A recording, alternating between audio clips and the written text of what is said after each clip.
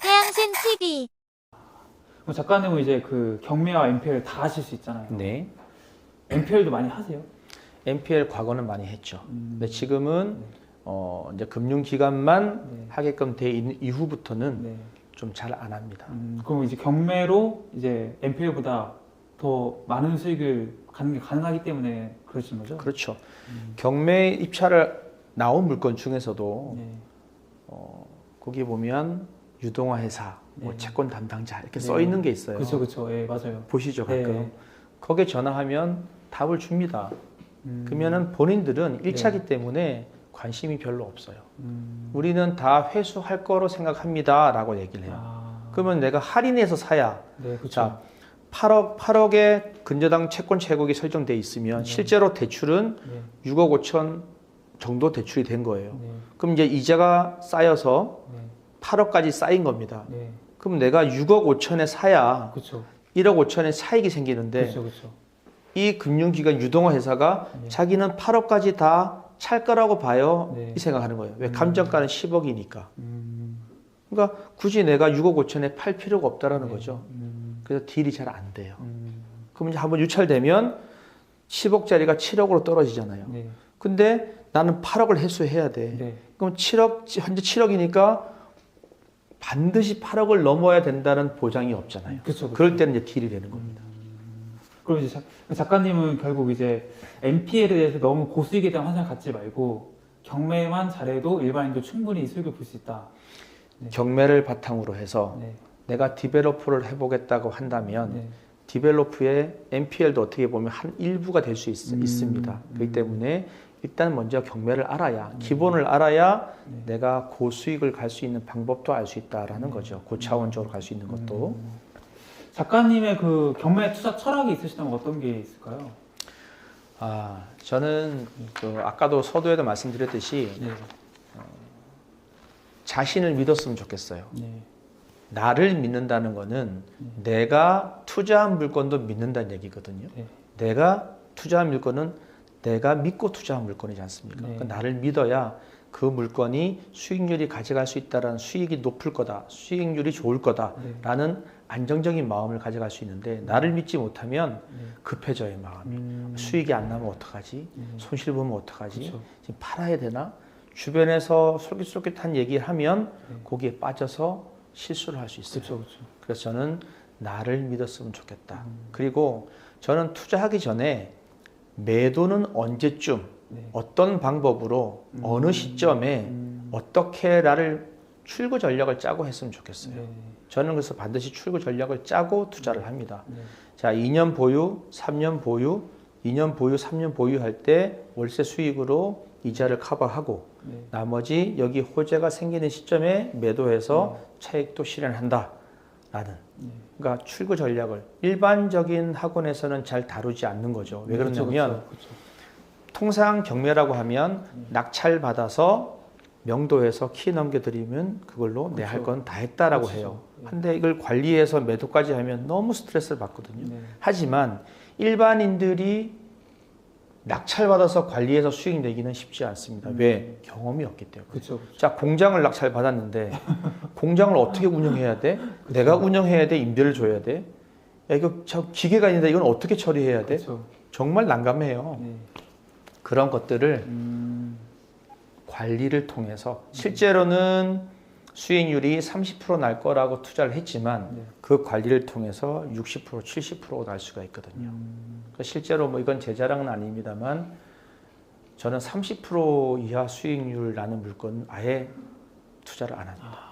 처음부터 제가 판단해서 이 물건은 30% 정도 수익은 날 수 있다라는 물건만 투자를 해요. 그럼 이게 그 일반적인 경매에 이제 디벨로퍼가 붙으면은 이제 30% 정도는 30%가 60%가 되겠죠.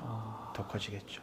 야. 그래서 디벨로퍼 물건이 제가 투자하는 물건이 10건이면 10건이 다 디벨로퍼가 아니라 네. 그 중에 한 건, 두 건이 디벨로퍼가 될 수 있는 물건이죠. 그럼 이제 10건 중 한두 건을 가지고 디벨로퍼를 하시는 거군요. 그렇죠. 알겠습니다. 그 책에 보니까 대장동 사례가 있던데 그건 어떤 케이스였나요? 네, 대장동 하니까 성남의 대장동이 아니고요. 3기 신도시가 발표된 부천 대장동입니다. 근데 지금 3기 신도시로 대장동에 포함된 곳이 아닌 그 옆에 일종 일반 주거 지역에 있는 흔히 우리가 보면 완전 농촌의 시골집이에요. 제가 그걸 낙찰받고 수익을 낸 이후에 우리 학원생들을 데리고 임장을 간 경우도 있습니다. 거짓말한 거죠. 모르는 척하고 갔는데 이 물건을 여러분 투자하시겠습니까? 했더니만 10분이면 10분 다 여기를 왜 투자해요? 라고 얘기를 했어요. 그래서 아까 서두에 말씀드린 것처럼 경매는 그러니까 부동산이라는 거는 보이는 게 다가 아니라는 거죠. 내가 무에서 유를 창출할 수 있어야 돼요. 그릴 수 있어야 돼요. 이거를 깨끗하게 싹 정리하고 여러분들 신도시 가보면 펜스 쳐놓고 싹 밀고 그쵸, 새로 그쵸. 다 짓잖아요. 도로 내고 관공서 만들고 아파트 짓고 똑같습니다. 지금 여기가 잡초가 나 있고 시골집이고 막 허술하고 뭐 동물 울음소리 들리고 야, 여기가 무슨 도시가 될 것 같아 라고 생각하지 마시고 여기가 도시가 된다면 어떨까? 그럼 나는 굉장히 많은 기회를 얻는다는 거잖아요. 너무 싸니까. 그렇죠.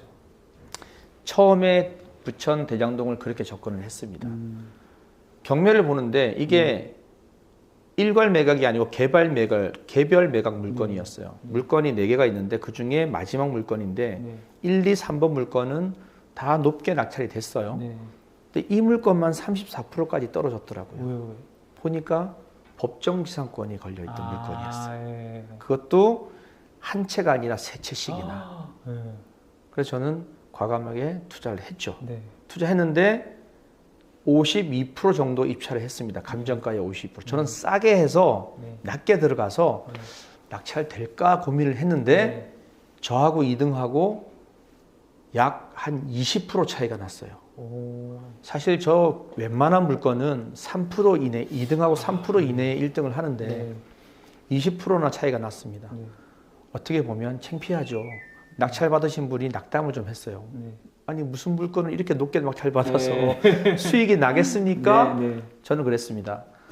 자, 수익을 내기 위해서 금액을 쓴 것이고 내가 수익이 낼 만큼의 금액만 들어가는 겁니다. 내가 떨어지든 낙찰되든. 자, 그러면 향후에 제가 얼만큼 수익을 낼 건가를 보여드릴게요. 라고 했는데 아마 그냥 결론적으로 말씀드리면은 투자액이 한 6배 정도 수익이 났어요. 6배나요? 네.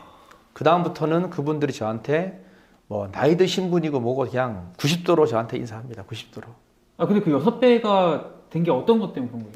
자, 처음에 낙찰을 감정가의 반 정도로 그쵸. 받았죠. 그리고 받은 이유가 세 채의 법정지상권의 물건이 걸려있던 거였어요.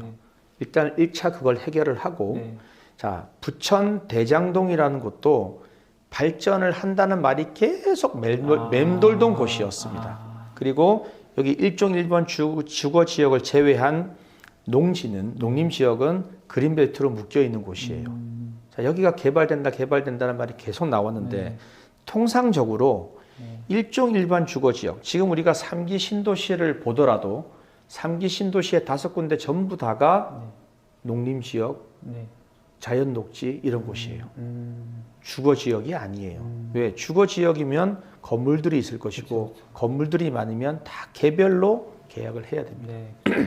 굉장히 시간이 많이 걸리고 어렵죠.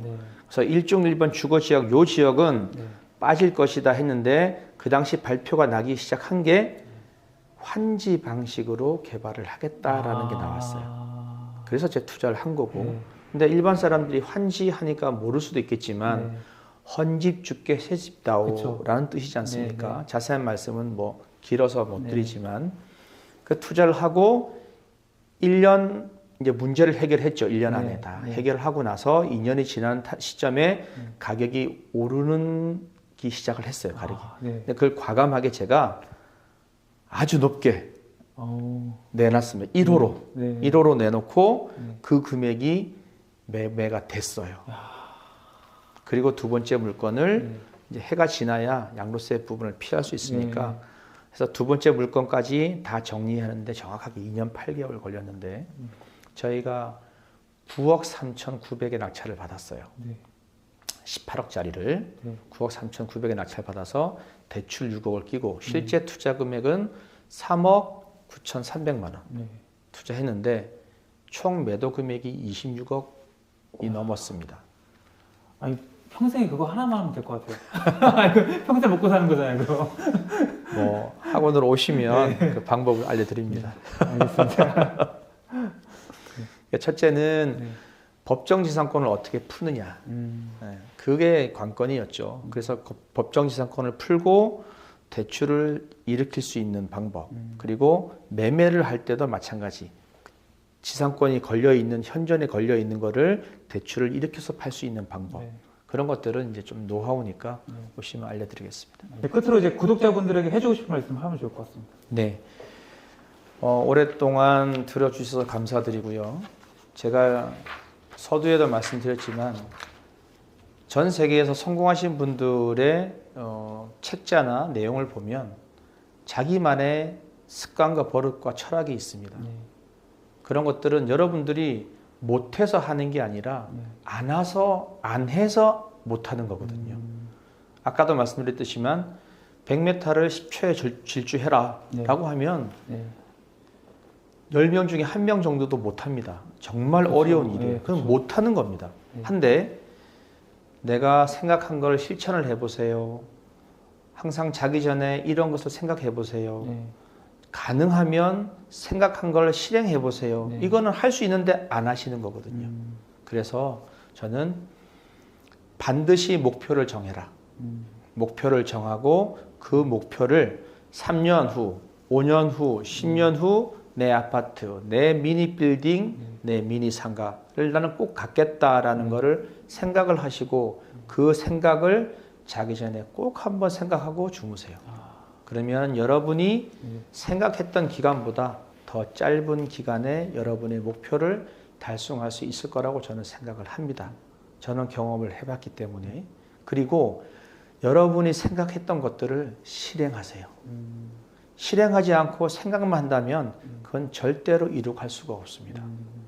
그래서 여러분들이 과거에 영어 학원, 뭐 헬스 학원, 뭐 무슨 학원 중도 포기 많이 하셨을 겁니다. 그렇죠, 그렇죠.